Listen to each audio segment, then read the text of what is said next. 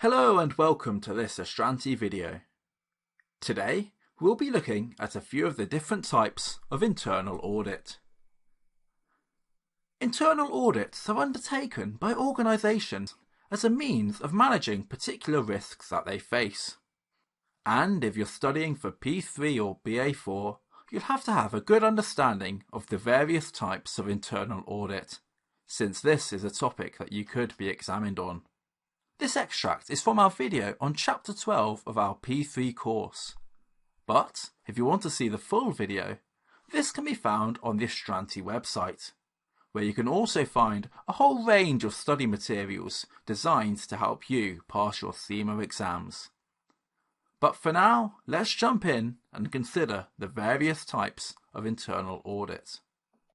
So let's take a look at each of these individually. And we're going to start with compliance audits. Now, this is the kind of thing that you would think of when you perhaps think of internal audit from a very dictionary definition sense. This is what most people might assume internal audit to be. It's all about checking that procedures, that policies, etc. are being complied with. Checking that controls are being complied with, that they are applied effectively, and also identifying areas where they can be improved. And this can also help the organization to identify fraud. So, for example, if a company had a control in place where all deliveries must be signed for, and the value and the volume of the delivery must be noted down for purposes of checking to make sure that no one is then taking goods home with them and then understating the actual amount that was delivered. And this must be checked by another party. So what internal audit would do here is check that control is being applied, that everyone is always correctly marking the value and the volume of the delivery. And this may identify fraud if they find that someone is not doing that. They are saying that they only got £9,000 worth of goods rather than 10,000, and then actually the extra 1,000 is sitting in the boot of their car. So let's think about how this would apply to a clothes retailer with regards to theft. If theft was the risk and the controls in place were to have tags on all of the different clothes and also to have security guards. Well, how an internal audit department would conduct a compliance audit would be to start by identifying the specific controls that have been put in place. So this could be those security tags and the security guards. What they would then do is test those controls. So maybe observe the security guards in action. Are they walking around and checking things, or are they just sitting around reading the newspaper? And also check that all the employees are always putting the tags on the clothes. What they'll then do is report on those controls. Say that, yes, the security guards are very good, they're always diligently walking around, etc. But half your employees just can't be bothered to put the tags on the clothes all the time. So they say that that particular control is not effective. What they'll then do is report on improvements. They'll suggest to management, suggest to the directors, etc., how they can be improved on, how the controls can be improved on. So this could be more training for staff members to make sure they know the importance of putting the tags on the clothes, and maybe remind them how to put the tags on the clothes if that is an issue. Then we have value for money auditing. So this is all about checking that the organization is spending its money effectively. And this is particularly relevant for public bodies, for the public sector, where there is no real drive to create profit. But of course, if you're using public funds, taxpayer money, etc., that there is an obligation to use that money effectively. And one way in which an internal auditor can conduct a value for money audit is to investigate the 3 E's. And these are effectiveness, efficiency, and economy. So let's look at an example to demonstrate these 3 E's using a hospital. Now, a hospital's effectiveness could be ultimately its end goal of making patients better. That's its end goal. That's why a hospital exists. And it might monitor that success by looking at the recovery rates. How many patients are readmitted to hospital after they have left?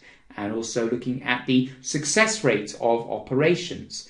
If the hospital has a target that 95% of operations are a success, then they can monitor that progress. And if it turns out that only 80% of operations have been successful, the internal auditor will then be able to say that we are not achieving this goal. Then we have efficiency, which is all about operating as efficiently as possible and making sure that the organization is not wasting time and money. So again, for a hospital, this could be things like reducing the time taken for operations by perhaps bringing in new procedures that are more quick and effective, or using monitoring technology, which will allow computers and machines to monitor patients, monitor their vital signs, and thus reduce the need for so many staff members, and that will save costs. And also, economy is about operating as cheaply as possible. So for a hospital, it could be bulk purchasing equipment, bulk purchasing drugs, etc. So that you are buying all your bed linens, etc. in one big bulk and taking advantage of economies of scale rather than purchasing them individually as and when they are needed. And that will help keep costs down.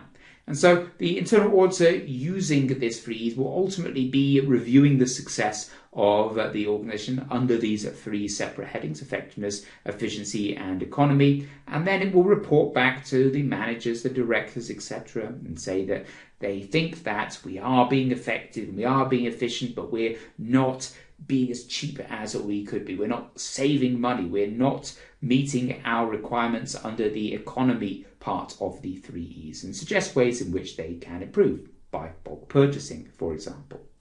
The next is management auditing.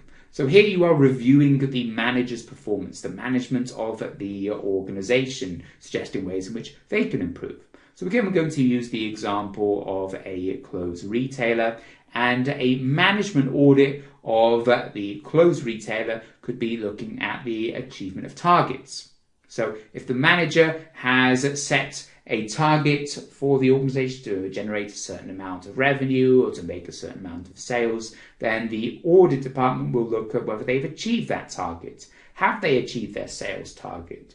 Will they look at perhaps the sales that they're making? Will they look at the footfall through the store, customer service, etc.? It could also be staff performance as well, looking at staff and how motivated staff are, the satisfaction of staff, the staff attendance as well, how many are calling in sick, and also the staff performance. So looking at each individual staff member, how many sales has each staff member made, etc. Adherence to rules and procedures. So this is more similar to the traditional idea of internal auditing that we saw in the compliance section. Have they adhered to the various particular pricing policies and staff policies that are within the organization? If not, are these controls not effective enough? And then also looking at operational efficiency, so the number of staff, looking at how many staff members are needed by the company. Do we have enough staff members? If we don't, why don't we? Do we need to hire more? If we have too many staff members, that we have so many staff that are just standing around doing nothing all the time because there's nothing for them to do, then we're not operating efficiently. And finally, achieving the budget targets as well. So looking at the cost targets that have been set. Has the company been overspending? And if so, why has it been overspending? And what can be done to improve it? So that brings us to the end of today's video. And you should now be comfortable identifying these 3 types of internal audit. However, this is just the tip of the iceberg. There are other types that you'll need to be aware of to pass your exams. You can learn about these in the full video. This can be found on the Astranti website as part of our full course. If you've liked what you've seen today, you can follow us on our social media accounts. We can be found on Facebook, Twitter, Instagram, and of course here on YouTube. Thanks for watching.